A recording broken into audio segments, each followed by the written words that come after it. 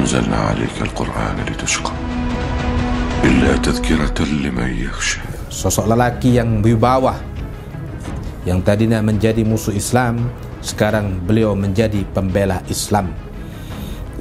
Yang tadinya juru bicara musyrikin Quraisy dan sekarang menjadi juru bicaranya Islam setelah wafatnya Rasulullah Sallallahu Alaihi Wasallam. Maka beliau dijuluki sebagai spokesman di dalam of Islam, juru bicara yang handal di dalam Islam.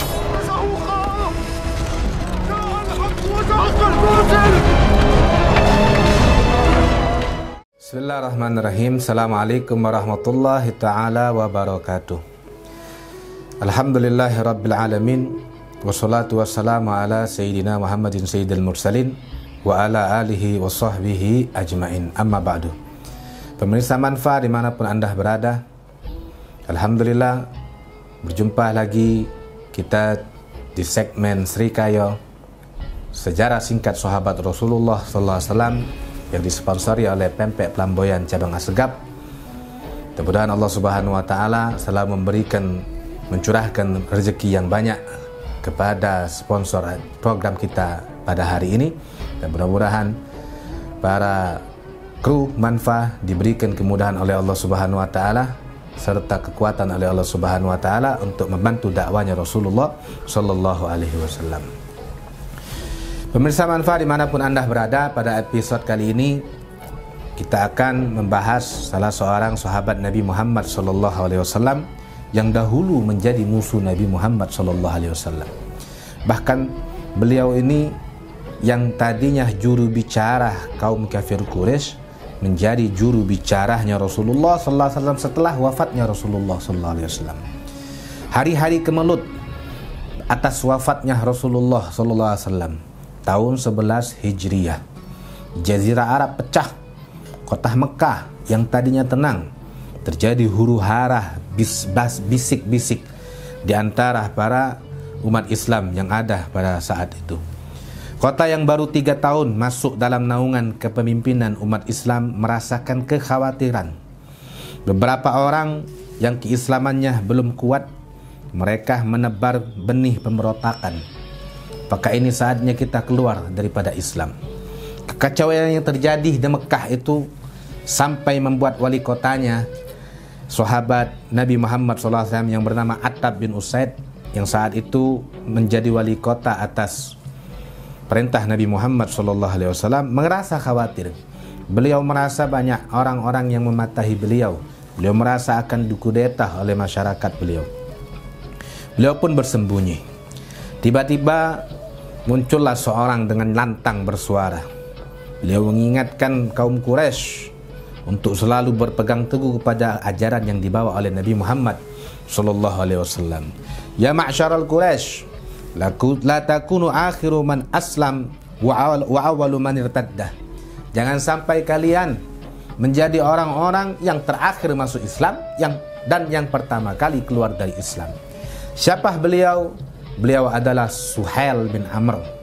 Suhail bin Amr termasuk salah satu pembesar tokoh Quraisy, cendekiawan Quraisy, juga termasuk orang yang pandai bicara, juru bicara kaum Quraisy saat itu. Bahkan beliau juga ikut andil dalam perjanjian Hudaybiyah yang diadakan oleh Rasulullah SAW dengan kaum Quraisy, yang mana perjanjian tersebut sebenarnya merugikan orang Islam. Suhail bin Amr, beliau masuk Islam ketika Yaumul Fath Mekah, pembebasan kota Mekah. Beliau menyangka beliau akan dipenjara, beliau akan disiksa. Ternyata berkat dakwanya Nabi Muhammad SAW, Suhail bin Amr menjadi salah satu tokoh yang bisa kita banggakan pada saat ini. Ketika beliau menjadi tawanan di hari Yaumul Fath Mekah, Sayyidina Umar meminta izin kepada Rasulullah, wahai Rasulullah, izinkan aku untuk mencongkel gigi-gigi beliau. Apa jawaban Nabi Muhammad SAW? Da'hu ya Umar, tinggalkan dia wahai Umar. Fa'asa ayyaguma magaman nahmaduhu alaihi. Siapa tahu ia akan menjadi atau dia akan menduduki suatu tempat suatu kedudukan yang di situ engkau akan bangga dengannya. Kapan tempat itu atau kedudukan itu terjadi? Ketika orang-orang Islam di Mekah merasa tergoncang dengan wafatnya Rasulullah SAW. Suhail bin Amr, beliau khutbah dengan khutbah yang sangat luar biasa, sama seperti apa yang dikatakan oleh Sayyidina Abu Bakar As-Siddiq ketika wafatnya Rasulullah SAW. In kana man kana ya'budu Muhammadan fa inna Muhammadan qad mata wa man kana ya'budullah fa innallaha hayyun la yamut. Siapa orang yang menyembah Muhammad, bahwa Muhammad sallallahu alaihi wasallam telah meninggal. Namun siapa orang yang menyembah Allah Subhanahu wa taala, Allah hayyun, zat yang selalu hidup, la yamut, tidak akan pernah mati. Khutbah beliau yang sangat luar biasa menggoncangkan jiwa-jiwa penduduk Mekah pada saat itu, maka tentramlah hati-hati penduduk Mekah yang saat itu mengalami kegoncangan. Pemirsa Manfa, dimanapun Anda berada, Suhail bin Amr ini bisa memberikan kita pelajaran bahwa dulu yang tadinya menjadi musuh Allah dan musuh Rasulullah, sekarang menjadi orang terbaik, bahkan orang yang dibanggakan oleh Rasulullah sallallahu alaihi wasallam. Suhail bin Amr juga terkenal orang yang banyak sholat, orang yang banyak puasa, orang yang banyak sedekah. Juga beliau juga terkenal orang yang banyak nangis. Suhail bin Amr tidak hanya masuk Islam secara zahir, beliau juga betul-betul mempelajari Islam secara batin, sehingga Islam tertanam dalam diri beliau sangat luar biasa. Bahkan Suhail bin Amr ini, beliau juga termasuk orang-orang yang kalau dibacakan Al-Quran selalu menangis, yang selalu apabila dibacakan ayat-ayat suci Al-Quran beliau selalu menangis. Itulah Suhail bin Amr, sosok lelaki yang wibawa, yang tadinya menjadi musuh Islam, sekarang beliau menjadi pembela Islam. Yang tadinya juru bicara musyrikin Quraisy dan sekarang menjadi juru bicaranya Islam setelah wafatnya Rasulullah sallallahu alaihi wasallam. Maka beliau dijuluki sebagai spokesman di dalam of Islam, juru bicara yang handal di dalam Islam.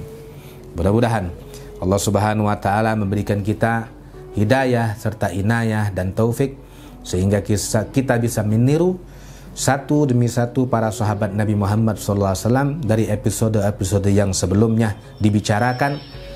Kata Nabi Muhammad SAW, ashabi kan nujum, para sahabatku itu seperti bintang, laksana bintang yang ada di langit. Bi ayyihim iqtadaitum ihtadaitum, dengan yang manapun kalian jadikan mereka contoh, maka kalian akan mendapatkan hidayah dari Allah Subhanahu wa ta'ala. Mudah-mudahan Allah Subhanahu wa ta'ala merahmati, meridai Suhail bin Amr. Mudah-mudahan Allah Subhanahu wa ta'ala meridai dan merahmati Suhail bin Amr. Juga Allah Subhanahu wa ta'ala memberikan kita kekuatan untuk mencontoh sedikit daripada sepak terjangnya sahabat Nabi Muhammad sallallahu alaihi wasallam. Amin ya rabbal alamin. Mungkin ini yang bisa kami sampaikan pada episode kali ini. Lebih dan kurang kami mohon maaf. Kepada Allah Subhanahu wa ta'ala kami mohon ampun. Wabillahi taufiq wal hidayah. Wassalamualaikum warahmatullahi ta'ala wabarakatuh.